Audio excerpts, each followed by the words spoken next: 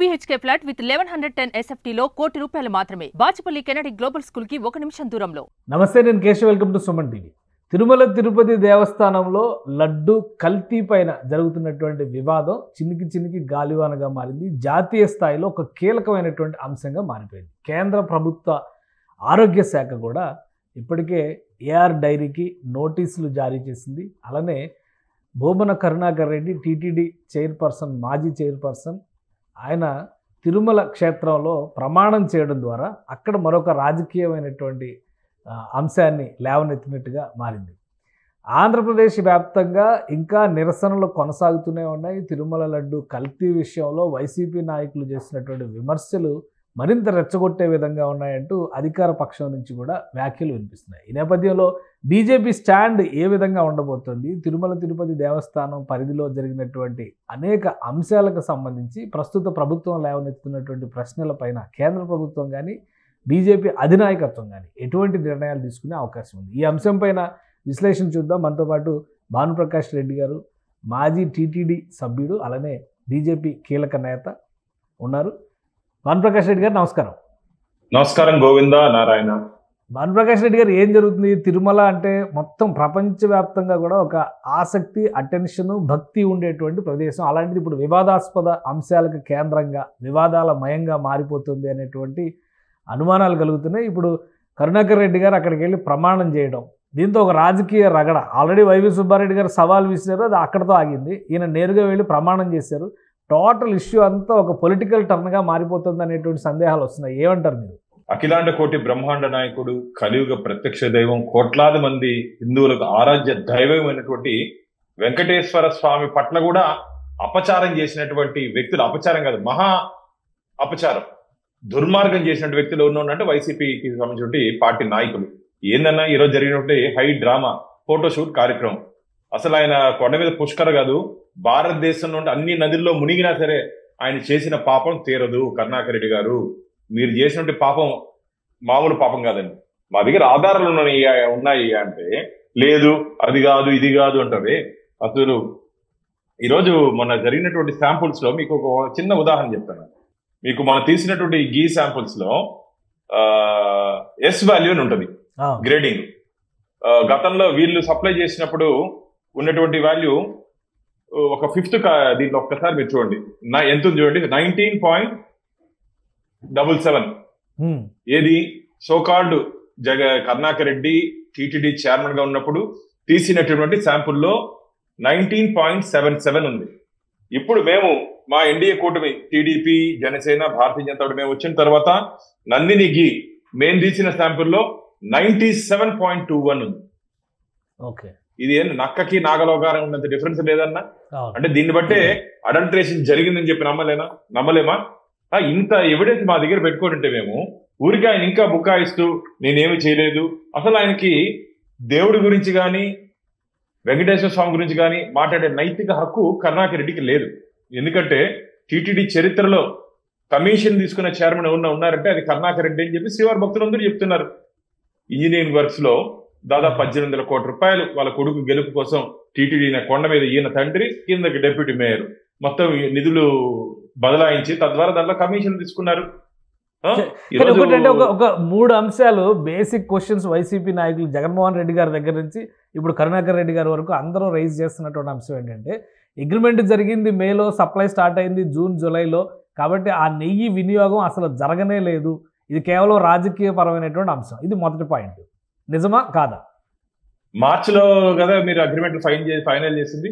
మార్చిలో టెండర్ పిలిచి, మార్చిలో మీ ప్రభుత్వం ఉన్నప్పుడు, నువ్వు చైర్మన్ ఉన్నప్పుడు కదా ఫైనల్ చేసింది. అది చెప్పవయ్యా కరుణాకర్ రెడ్డి.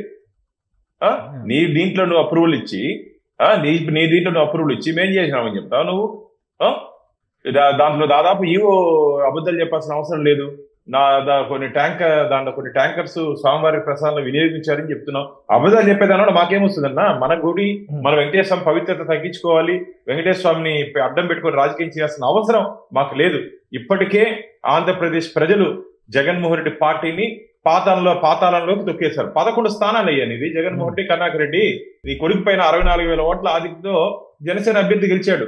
64,000 ఈ ఇంత అసలు ఇంకొక అంశం, రెండో అంశం, జగన్మోహన్ రెడ్డి గారు ప్రధానమంత్రి గారికి రాసిన లెటర్లో కానీ ఇవాళ కరుణాకర్ రెడ్డి గారు రైజ్ చేసినటువంటి అంశం కానీ టీటీడీలో కొన్ని నిర్దిష్ట విధానాలు ఉన్నాయి. ఒకవేళ నెయ్యి కానీ ఇతర వస్తువులు కానీ ఏం వచ్చినా కానీ వాటి శాంపిల్ టెస్టింగ్ జరిగిన తర్వాతే లోపలికి అనుమతిస్తారు.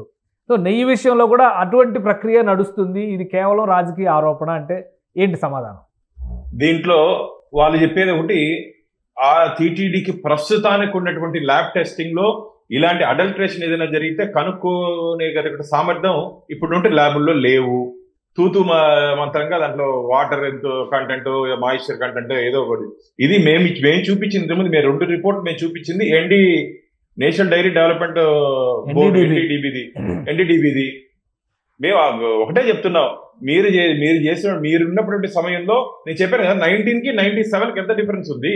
ఈ రికార్డులు భానుప్రకాష్ రెడ్డి ల్యాబో లేకపోతే చంద్రబాబు నాయుడు గారి ల్యాబో పవన్ కళ్యాణ్ గారి ల్యాబ్ కాదు కదా, ఎన్డీడీబీ. రేపు ఒకవేళ మీరు అధికారంలోకి వచ్చి మా మీద రిపోర్ట్లు ఇచ్చింటే కూడా మేము నమ్ముతాం. ఎన్డీడీబీ రిపోర్ట్ ఇచ్చిందంటే మేము నమ్ముతాం. అంటే అంత శాంటిటీ ఉంది దానికి. ఇంకా మీరు నమ్మకుండా డ్రామాలు ఆడుకుంటే ఎగురుకుంటా ఉంటే తప్పు జరిగింది, తప్పు జరిగిపోయింది, కలిపారా కల్పించారా, ఎవరు చేశారు, ఎందుకోసం చేశారు అనేది తొందరలోనే ఈరోజు నిన్న చంద్రబాబు నాయుడు గారు సిట్ బృందాన్ని కూడా ఏర్పాటు చేస్తామని చెప్పారు. తొందరలోనే పూర్తి వివరాలు శ్రీవారి భక్తుల ముందు చట్టం ముందు పెట్టబోతున్నారు. జగన్మోహన్ రెడ్డి గారు రేజ్ చేసిన ఇంకొక అంశం, మూడో అంశం, ముఖ్యమైనటువంటి అంశం ఏంటంటే గత టీటీడీ బోర్డులో చాలామంది బీజేపీ రిఫరెన్స్ ఉన్న నాయకులు లేదా రిఫరెన్స్ ఉన్నటువంటి వ్యక్తులకే స్థానం కల్పించాం. కాబట్టి ఇది సమిష్టి నిర్ణయాలు కాబట్టి వాళ్ళందరూ కూడా సమీక్షించినాకే బోర్డు నిర్ణయం తీసుకుంది. అంటే అందరికీ అంటగట్టేటువంటి ప్రయత్నం జరుగుతున్నట్టుగా కనిపిస్తుంది ఆ వ్యాఖ్యలను బట్టి చూస్తే. అయ్యా జగన్మోహన్ రెడ్డి, నువ్వు నియమించినటువంటి ధర్మకర్తల మండలిలో అక్కడ చక్రం తిప్పిందంట నువ్వు పెట్టినటువంటి ధర్మారెడ్డి కాదా? మొత్తం ముగ్గురు ఈ 5 సంవత్సరాల్లో తిరుమల తిరుపతి దేవస్థానాన్ని తమ కబంధ హస్తాలోకి తీసుకున్నారు. ధర్మారెడ్డి, కరుణాకర్ రెడ్డి, ఎస్వి సుబ్బారెడ్డి. ఇంకా మిగతా వాళ్ళకి ఎటువంటి రోలు లేదు. మేము కమలం బురదలో నుంచి వచ్చినట్టు పార్టీనా మాది, బురదలో నుంచి వికసించే గుర్తు కమలం మాది. మాకు మసిపూసే కార్యక్రమం చేయొద్దు జగన్మోహన్ రెడ్డి, ఎవరు నమ్మరు. నువ్వు అసలు నాస్తికుడు అయ్యా. అసలు నీకు మా దురదృష్టం, మా పాపం ఏం చేసుకున్నా మేము నీ చేతుల ద్వారా వెంకటేశ్వర స్వామి పట్టు వస్త్రాలు. నువ్వు అసలు హిందువే కాదు. నువ్వు నీ చేతుల ద్వారా వస్త్రాలు తీసుకునే ఇదే మా లేదు. ఒక ఎండోమెంట్ నువ్వు కాకుండా ఉంటే దేవాదాయ ధర్మాదాయ శాఖ మంత్రి ద్వారా ఇచ్చుడాలి. ఇంకొకటి, దంపతులతో ఇయ్యాలండి. ఏ శుభకార్యమైనా సరే సాక్షాత్ జగద్రక్షకుడు వెంకటేశ్వర స్వామి విశ్వానంతా పాలిస్తున్నాడు. నువ్వేందో ఆంధ్రప్రదేశ్ 5 కోట్ల మందిని పాలిస్తున్నావు నువ్వు. ఆయన మొత్తం విశ్వానంతా పాలిస్తున్నాడు. ఆయనకి ఇచ్చేటప్పుడు కూడా సాంప్రదాయాలు పాటించకుండా నిష్టానుసారంగా ఇంట్లో సెట్ వేసుకుంటావా? వాటిలో సెట్ వేసుకున్నాడు మన వెంకటేశ్వర సెట్ వేసుకొని ఆడ పూజలు అవసరం అంది. అంటే భగవంతుడి దగ్గరికి నువ్వు రావాలా, నీ దగ్గరికి భగవంతుడు రావాలా? దీన్ని బట్టి జగన్మోహన్ రెడ్డికి ఎంత అహంకారం ఉంది, హిందూ దేవాలయాల మీద ఎంత విశ్వాసం ఉందో శ్రీవారి భక్తులు అందరూ అర్థం చేసుకుంటున్నారు. ఇది పూర్తిగా ఒక హిందూ వ్యతిరేక ప్రభుత్వం, హిందూ వ్యతిరేక ముఖ్యమంత్రి ఆంధ్రప్రదేశ్ లో 5 సంవత్సరాల రాజ్యమేలాడు. దానికి సంబంధించిన వ్యక్తుల్ని తిరుమల తిరుపతి దేవస్థానాలు ఒక రాజకీయ పునరావాస కేంద్రంగా మార్చారు. తిరుమల తిరుపతి ధార్మిక క్షేత్రాన్ని ధనార్జన క్షేత్రంగా మార్చుకున్నారు. అసలు మీకు ఒకటి చెప్తున్నా, 2019 నుంచి 2024 వరకు జగన్మోహన్ రెడ్డి గారు అసలు ఎందుకు టీటీడీ బోర్డులో తీసుకుంటే నిర్ణయాలు ఎందుకు టీటీడీ వెబ్సైట్ లో పెట్టలేదయ్యా మీరు? నేను ధర్మకర్తల మండలి సభ్యుడికి పనిచేసాం. ఈ రోజు బోర్డు మీటింగ్ జరిగితే రేపు ఉదయం అంతా టీటీడీ వెబ్సైట్ లో పెట్టేవాళ్ళం. 5 సంవత్సరాలు ఎందుకు పొందుపరచలేదు? దాపరికాలు ఎందుకే ధార్మిక క్షేత్రంలో? ఇది ప్రభుత్వానికి సంబంధం లేదు, పూర్తిగా ఇండిపెండెంట్ అథారిటీ, ప్రభుత్వ పాత్ర అతి స్వల్పం అని కదా జగన్మోహన్ రెడ్డి గారు కానీ వైసీపీ నాయకులు కానీ అంటున్నారు. సో ఇది నిజంగా సిగ్గుండాలని అలాంటి మాటలు మాట్లాడేదానికి ఏందది? ఎవరిని నియమిస్తారంటే గవర్నమెంట్ ఎండోమెంట్ మంత్రి గారు సైన్ చేసి పంపించేది బోర్డుని. నువ్వు కాదు, రోజు నీతో కాదా ధర్మారెడ్డి నుంచి మాట్లాడేది? నీ కనుసైగుల్లో కదా నడిచింది. 81 మందితో నియమించావే జగన్మోహన్ రెడ్డి గారు. నువ్వు ఇంత మాట్లాడుతున్నావే. టీటీడీ యాక్ట్ 30 of 1987 కు వ్యతిరేకంగా ధర్మకర్తల మండలిని 81 మందితో నియమిస్తే నేను హైకోర్టుకి పోతే 52 మందిని హైకోర్టు అబియన్స్ లో పెట్టింది. అంటే నీది కరెక్టా, మాది కరెక్టా? ఆ రోజు వెంకటేశ్వర స్వామి గెలిచాడు, హిందూ ధర్మం గెలిచిందని చెప్పి మేము భావించాం. ధార్మిక విజయంగా, వెంకటేశ్వర విజయంగా మేము భావిస్తాం. అంతేకాదు అనేక విషయాల్లో టీటీడీ నిధుల నుంచి 5,000 కోట్ల రూపాయలు రాష్ట్ర బాండ్స్ ఇన్వెస్ట్ చేసేదానికి ప్రయత్నం చేశావు. నువ్వు ఒక క్రిస్టియన్ మిషన్ నుంచి కానీ వర్క్ బోర్డు ఆస్తుల నుంచి కానీ 1 రూపాయలని తీసుకునే ధైర్యం ఉందా నీకు? స్వామివారి ఖజానా మీద కన్నేసావు జగన్మోహన్ రెడ్డి గారు. అంటే ఇవన్నీ పరిశీలించినట్టయితే ఒక హిందూ వ్యతిరేక విధానాలు అవలంబించే వ్యక్తి చేతుల్లోకి ఆంధ్ర రాష్ట్రం వెళ్ళిపోయింది. ఆ కబంధ హస్తాల నుంచి ఈరోజు ఆంధ్రప్రదేశ్ ప్రజలు, నేనైతే గట్టిగా నమ్ముతాను, ఆంధ్రప్రదేశ్ ప్రజల ఆగ్రహంతో పాటు వెంకటేశ్వర స్వామి ఆగ్రహం కూడా వైసీపీ మీద ఉంది, అనుగ్రహం మా ఎన్డీఏ కూటమి మీద ఉంది. కానీ ఒకటి కూటమి ఈ విషయంలో రాజకీయం చేస్తుంది, దానివల్లనే ఇంత ఒక మతపరమైనటువంటి విద్వేషాలు సృష్టించేటువంటి ఎత్తుగడగా ఇది మారిపోయిందని విమర్శలు వస్తున్నాయి. ఏం చెప్తారు సమాధానం? చచ్చిపోయిన పాముని ముందర సన్నాయి కొడితే లేస్తుందన్నా? జగన్మోహన్ రెడ్డి పార్టీ కథ అయిపోయింది. 11 స్థానాలకు పరిమితం చేశారు ఆంధ్రప్రదేశ్ ప్రజలు. నీకు అపోజిషన్ స్టేటస్ కూడా లేదు, నీకు నాకు ఇవ్వండి ఇవ్వండి అని కోర్టు చుట్టూ తిరుగుతున్నావు. ప్రజలు ఇయ్యారయ్యా అపోజిషన్ స్టేటస్ రావాలంటే ప్రజలు ఓటేసి గెలిపిస్తే వస్తుంది. నువ్వు ఆల్రెడీ చనిపోయిన పాము, నీ మీద మేము రాజకీయాలు చేసిన అవసరం ఏముంది? మా దృష్టి అంతా వికసిత ఆంధ్రప్రదేశ్ మీదే ఉంది. ఆంధ్రప్రదేశ్ ని అన్ని రంగాల్లో ముందుకు తీసుకోవాలని చెప్పి మా ఎన్డీఏ కూటమి. ఇప్పుడు టీటీడీ ఇష్యూ కూడా, ఇప్పుడు ఈ లడ్డూ కల్తీ విషయం కూడా కోర్టు పరిధిలోకి వెళ్ళింది. పొన్నవోలు సుధాకర్ రెడ్డి గారు ఇవాళ ఒక ధర్మ సూక్ష్మాన్ని చెప్పారు. రాగిలో బంగారం కల్తీ చేయరు, బంగారంలో రాగి కల్తీ చేయడానికి అవకాశం ఉంటుంది. పిగ్ ఆయిల్ ధర ఆవు నెయ్యి కంటే చాలా ఎక్కువ రేటుతో ఉండేటువంటిది కాబట్టి కల్తీ జరగదు అని చెప్తున్నారు. న్యాయస్థానాల్లోకి వెళ్ళింది వ్యవహారం. వైవి సుబ్బారెడ్డి గారు కేసు వేశారు, సుబ్రహ్మణ్య స్వామి గారు సుప్రీంకోర్టులో పిటిషన్ వేశారు. సో ఇవన్నీ కూడా మళ్ళీ న్యాయస్థానం పరిధిలోకి వెళ్తుంది. ఏం చెప్తారు దానికి? ఆయన వీరబ్రహ్మేంద్ర స్వామి ఆయన చెప్పినవన్నీ నిజాలైన దానికి పచ్చి అబద్ధాలు. ఆయన చరిత్ర ఏమో ఆయనదేమో అందరికీ తెలుసు. కాబట్టి ఆయన మాటలు పట్టించుకోవాల్సిన అవసరం మాకు లేదు. మేమైతే మళ్ళీ చెప్తున్నాం, మా ఎన్డీఏ కూటమి వెంకటేశ్వర స్వామిని అడ్డం పెట్టుకొని రాజకీయం చేయాల్సిన కర్మ అవసరం మాకు లేదు. మా దృష్టి అంతా ఆంధ్రప్రదేశ్ ని అభివృద్ధి పదంలో ముందుకు తీసుకుపోవాలి. అంతేకాకుండా స్వామివారి పవిత్రతతో ఎవరన్నా ఆడుకుంటే మాడి మసైపోతారు. గతంలో ఏం జరిగిందో మీకు తెలుసు. నేను పేర్లు చెప్పను, ఇన్సిడెంట్లు చెప్పను. కొన్ని దురదృష్టకర సంఘటనలు, జరగకూడని సంఘటనలు జరిగాయి వెంకటేశ్వర స్వామితో పెట్టుకుంటే. అది పునరావృతం అవుతాయి. అంటే నేను శాపం పెట్టట్లే, స్వామి జోలికి వెళ్ళొద్దండి అని హెచ్చరిస్తున్నా. మేము జగన్మోహన్ రెడ్డి ఈ రోజు కూడా మేము శత్రువు చూడట్లా, ప్రత్యర్థిగా మాత్రమే చూస్తున్నాం. అంటే రాజకీయాల్లో వాళ్ళేమో మమ్మల్ని ఏమైనా శత్రువులు చూస్తున్నారు, ఆయన దృష్టిలో లోపం అట్టు ఉండొచ్చు. మేమైతే జగన్మోహన్ రెడ్డి ప్రత్యర్థి పార్టీగా చూస్తున్నాం. కాబట్టి కోర్టులో ఎలా ఎదుర్కొంటారు? కోర్టుల పరిధిలో ఉన్నటువంటి అంశాలు అయినప్పుడు ఏ విధంగా ఎదుర్కొంటారు? కూటమి పరంగా కానీ ప్రభుత్వ పరంగా కానీ అసలు సిట్ను అంగీకరించమంటున్నారు. సిట్ అంటే చంద్రబాబు నాయుడు గారు సిట్ అంటే సిట్టు, స్టాండ్ అంటే స్టాండ్. కాబట్టి ఆ సిట్ను మేము అంగీకరించమంటున్నారు. సిబిఐకి నీ మారిగా ఆంధ్రప్రదేశ్ లో ఐపీఎస్ సెక్షన్లు నడవనికుండా వైసీపీ సెక్షన్ నడవనిచ్చే పార్టీ కాదండి మాది. ఐపీసీ సెక్షన్లు 5 సంవత్సరాలు ఆంధ్రప్రదేశ్ లో రాజ్యమేలా కేవలం వైసీపీ సెక్షన్లు మాత్రం. మీరు అంటే చెప్తే టాడీ అన్నట్టు అధికారులు, మన 3 అధికారులు మీకు తెలుసు కదా, 3 ఐపీఎస్ అధికారులు సస్పెండ్ అయ్యారు. 3 ఐపీఎస్ అధికారులు నిన్ను నమ్మి నట్టేట్టు మునిగిపోయారు జగన్మోహన్ రెడ్డి. కాబట్టి మేము మళ్ళీ చెప్తున్నాము, ఖచ్చితంగా దీనికి ఈ పరిధిలో అయిపోతుందన్న. పూర్తి వివరాలు మా దగ్గర ఉన్నాయి. దీన్ని ఏ అధికారాన్ని ఎగ్జామిన్ చేస్తే ఎక్కడ తప్పు జరిగింది, ఎందుకు తప్పు జరిగిందో ఖచ్చితంగా వాస్తవాలు బయటపడతాయి. కాబట్టి ఊరికి ఎగరద్దండి, తప్పించుకునే ముందు ఆరిపోయే ముందు దీపం ఎక్కువ పెరుగుతుందంట. అట్లా వీళ్ళు ఊరికి అందరూ కలిసి ఎగురుతా ఉన్నారు. ఆయన చుట్టూరు మొత్తం కలిసి డాన్స్ చేస్తున్నారు. మీరు ఎన్ని డాన్సులు వేసినా, ఎన్ని డ్రామాలు వేసినా వెంకటేశ్వర స్వామి ఎవరిని వదలడు. మళ్ళీ చెప్తున్నా, మేము ఇది రాజకీయ కక్షతో మేము చెయ్యట్లేదు. వెంకటేశ్వర స్వామిని అడ్డం పెట్టుకొని రాజకీయాలు చేయాల్సిన అవసరం మాకు లేదు. స్వామివారి పవిత్రతను కాపాడి భావితరాలకు అందించాల్సిన బాధ్యత మనందరి మీద ఉంది. ఆ బాధ్యతతోనే మేము పనిచేస్తున్నాము.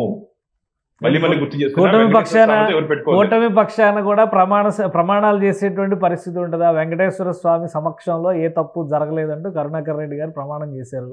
మీరు కూడా చేయండి అని సవాల్ విసురుతున్నారు. ఏం చెప్తారు? అసలు ఆయన ప్రమాణం చేసేదానికి వాల్యూ లేదు కదా, భగవంతుడి మీద లేదు, నమ్మకం లేదు. ఆ పాత చుప్పియండి, ఆ నల్లరాయిని కొడతా అన్నాడు కరుణాకర్. తెలుసా మీకు? వాళ్ళు మిత్రులను అడగండి. ఆ పాత చుప్పియండి, ఆ నల్లరాయిని కొడతాన్న వ్యక్తినికి టీటీడీ తీసుకుపోయి టీటీడీ చైర్మన్ ఇచ్చారు. ఆ జగన్మోహన్ రెడ్డికి 7 కొండలకి, పులివెందులో ఉండే కొండలకి వ్యత్యాసం తెలియదు ఆయనకి. 7 కొండలకి నారాయణాద్రి, విశ్వపాద్రి, వెంకటాద్రి, నీలాద్రి, శేషాద్రి, అంజనాద్రి, ఆ కొండలకి వాళ్ళ పక్కన ఆయన చూస్తుంటే ఇటుపులపై నుంచి కొండలకి, దీనికి డిఫరెన్స్ తెలియదు ఆయనకి.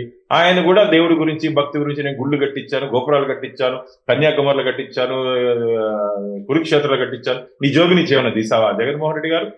మేము మనందరం హుండీలో వేసినట్టు కానుకలతో ఆలయాల నిర్మాణం జరిగాయ్యా. ఒక పక్క ఆలయాల నిర్మాణం జరిగిందన్నావు, అత్యంత వైభవంగా అయోధ్యలో రామ జన్మభూమిలో రాముల వారి ఆలయం నిర్మాణం జరుగుతా ఉంటే రామతీర్థంలో శ్రీరామచంద్రమూర్తి తల నరికింది నీ ప్రభుత్వ హయాంలో కదా. దాదాపు 200 దేవాలయాలపై దాడులు జరగలేదా? 250 దేవాలయాల హిందూ దేవత విగ్రహాలు ముక్కు, చెవి, చెయ్యి నరికవేయడం లేదా? పవిత్ర రథాలు దగ్ధం కాలేదా?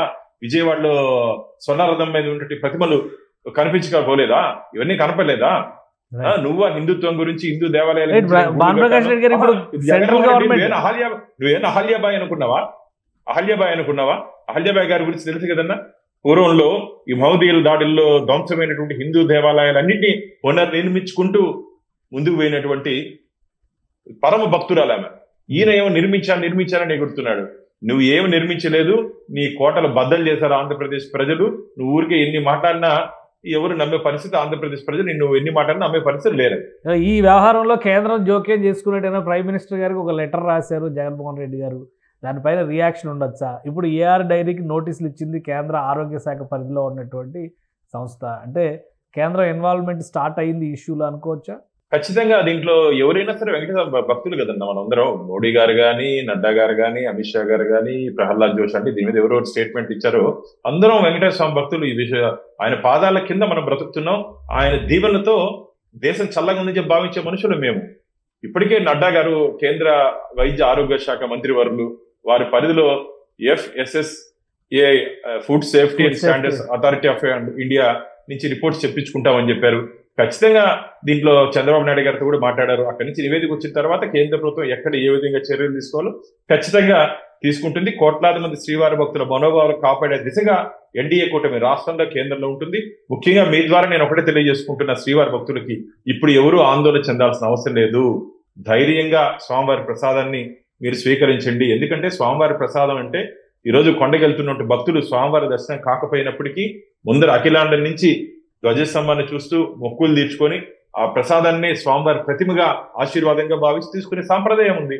కాబట్టి అంత పవిత్రమైనటువంటి ప్రసాదంలో మీరు కల్తీ చేసి ఈరోజు మేము రాజకీయం చేస్తున్నామని చెప్పి మా మీద ఎదురుదాడి చేయడం మంచిది కాదు. రాబో రోజుల్లో వాస్తవాలు శ్రీవారి భక్తుల ముందు, ప్రజల ముందు మేము పెట్టబోతున్నాం. ఖచ్చితంగా ఇది అందరి బాధ్యత. తిరుమల తిరుపతి దేవస్థానంలో జరిగినటువంటి ఈ చేసినటువంటి నష్టాన్ని భర్తీ చేయాల్సిన బాధ్యత మన అందరి మీద ఉంది. నేను ఇంతకుముందు చెప్పినట్టు ఆ దేవదేవుడి పవిత్రతను కాపాడుకుంటూ భావితరాలకు మన క్షేత్రాన్ని, తిరుమల క్షేత్రాన్ని అందించాల్సిన బాధ్యత మనందరి మీద ఉంది. ఒకటే చెప్తున్నా, వెంకటాద్రి సంస్థానం బ్రహ్మాండే నాస్తికించిన వెంకటేశ సమోదేవో నభూతో నభవిష్యతి అంటారు. అంటే వెంకటేశ్వర స్వామితో సరిసమైనటువంటి దేవదేవుడు గాని, ఆ క్షేత్రంతో సరిసమైనటువంటి క్షేత్రం గాని ఈ విశ్వంలోనే లేదని చెప్పి మనకు పురాణాలు చెప్తున్నాయి. అలాంటి క్షేత్రాన్ని మనందరం పరిరక్షించి ముందుకు తీసుకుపోవాలని చెప్పి మీ ద్వారా నేను మనస్ఫూర్తిగా కోరుకుంటున్నాను. Right, thank you Bhanuprakash Reddy గారు, మీ టైం ఇచ్చిన. గోవింద నారాయణ. ఇది భానుప్రకాష్ రెడ్డి గారి విశ్లేషణ. సవాళ్లతో చేసినటువంటి తప్పుని కడుక్కునే అవకాశం లేదు. ఖచ్చితంగా కేంద్ర ప్రభుత్వం కూడా సమగ్ర విచారణ జరుపుతుంది, అవసరమైనటువంటి చర్యలు తీసుకుంటుందని విశ్లేషిస్తున్నారు. మరోవైపు వైసీపీ నేతలు ఉద్దేశపూరితంగా దీన్ని రాజకీయమయం చేసేటువంటి ఎత్తుగడతోనే న్యాయస్థానాలని ఆశ్రయిస్తున్నారు. వారు చేసినటువంటి తప్పులకి ప్రాయశ్చిత్తం చేయక తప్పదని భానుప్రకాష్ రెడ్డి గారు వివరిస్తున్నారు. ఇది special discussion. Keep watching. Suman టీవీలో మీ పర్సనల్ అండ్ బిజినెస్ ప్రమోషన్స్ కోసం కింది నెంబర్కి కాంటాక్ట్ చేయండి.